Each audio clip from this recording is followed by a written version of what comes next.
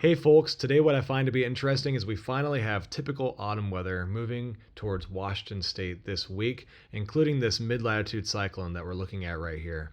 So this is looking at the European model for Tuesday. Going to have a pretty decent mid-latitude cyclone spin up off our shores and send a cold front across Washington State. And we're going to get into the details of that in just a moment here. This morning it has been pretty breezy across portions of western Washington. Up there in Oak Harbor, 51. Crystal Mountain gusted to 61. And Destruction Island gusted to 39. And as we go throughout the day, this rain is going to wrap up later today, but it is going to continue to rain periodically for a good chunk of western Washington, and then there will be some light showers for east of the Cascades as well. We'll talk about that a bit more also. But looking at this system on Tuesday, you can see it's going to be a little bit breezy across the area going throughout today, but then Tuesday, look at this system spin up off the coast. Really nice, tightly wound mid-latitude cyclone, and it's going to stay offshore for the most part. The strongest winds are going to stay offshore, but it is going to send a pretty reasonable cold front onto the coast and across western Washington. But thankfully, the wind is going to be moving mostly offshore during the strongest portion of that cold front when it comes onshore. If the wind was onshore for that, the winds would be a lot stronger. But still, it's going to be pretty blustery out there on the coast on Tuesday. And looking at some of the wind gusts on Tuesday, you can see that off the coast over the water, it's going to be gusting over 60 miles per hour offshore. And so yeah, it's going to be pretty blustery out there. Definitely a decent cold front. And some of that stronger wind is going to make it pretty close to the coast, but again, the wind is going to be kind of not coming directly onto shore, but slightly offshore. But places like Cape Disappointment and ocean shores and whatnot are still going to feel the effects of this wind. Looking at the HRRR model here for wind gusts, here's today, kind of breezy, but nothing too crazy. Some of the winds east of the Cascades could keep things a little interesting over there for the fires. But then coming into the day on Tuesday here, see those stronger wind gusts offshore, but then getting pretty close to places like Cape Disappointment. So I wouldn't be surprised if Cape Disappointment possibly got a gust up towards 60 miles per hour, or even places right near the water down there by ocean shores. And again, looking at the rain here, we see that it wraps up later today, and then going through Tuesday, it's going to start off dry, and then as we go into the afternoon, that cold front is going to move closer to the region, and it may pass later that morning or early afternoon, and then sweep over the rest of western Washington and brings showers into portions of eastern Washington. Looking at rainfall amounts here, this is the portion where I kind of want to talk a little bit about the fires here in just a moment.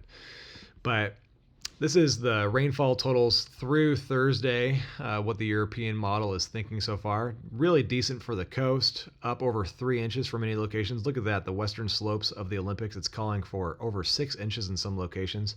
Where the Bear Gulch fire is, the European model wants to deliver over 3 inches of rain. So that would effectively put an end, hopefully, to that Bear Gulch fire. Much of the I-5 corridor will probably see over an inch of rain between now and Thursday. Many locations of the west slopes of the Cascades will see over an inch. And now what I want to talk about is down here, the Wildcat fire. It's actually starting to show that the Wildcat fire could see around an inch of rain or so. So between a half inch and an inch of rain. So we really should hope that comes to fruition so that the Wildcat fire could be heavily subdued. Unfortunately, though, right around here is where the Labor Mountain fire is. It's not looking like there's going to be a ton of rain for the Labor Mountain fire. Maybe somewhere around a 1/4 inch of rain. A little bit more rain just to the east of the Labor Mountain fire, but again, not a ton. And then over there by where the Sugarloaf fire is burning, also not a ton of rain. Any rain's going to help, but I don't think that's going to be quite enough to completely put those fires out. And if we look right here, you see this little bump in Chelan County right here. That's our reference for where we're looking on the model. And there's that bump right there. And so there's that bump. Right around there is about a 1/4 inch of rain. And right around there to the north is where the Labor Mountain fire is currently burning. And so portions east on the Labor Mountain fire will probably get a little bit more rain.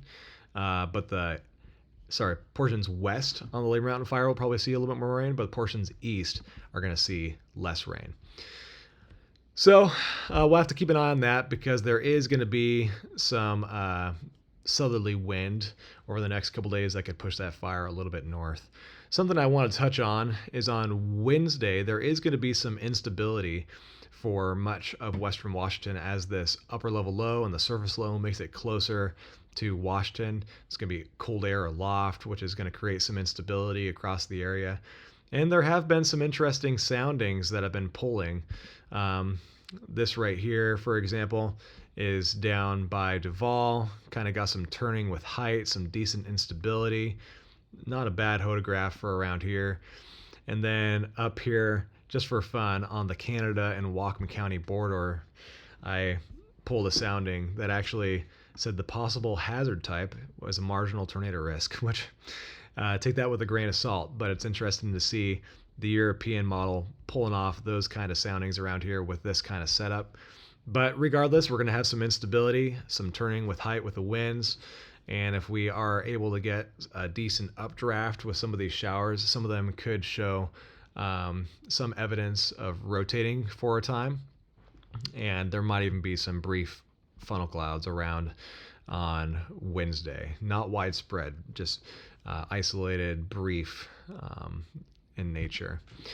Now, going back to the fire situation here, I'm going to focus on the Labor Mountain wildfire just for a moment. So we see that it's burned across Highway 97, and it's gone several miles to the east of 97.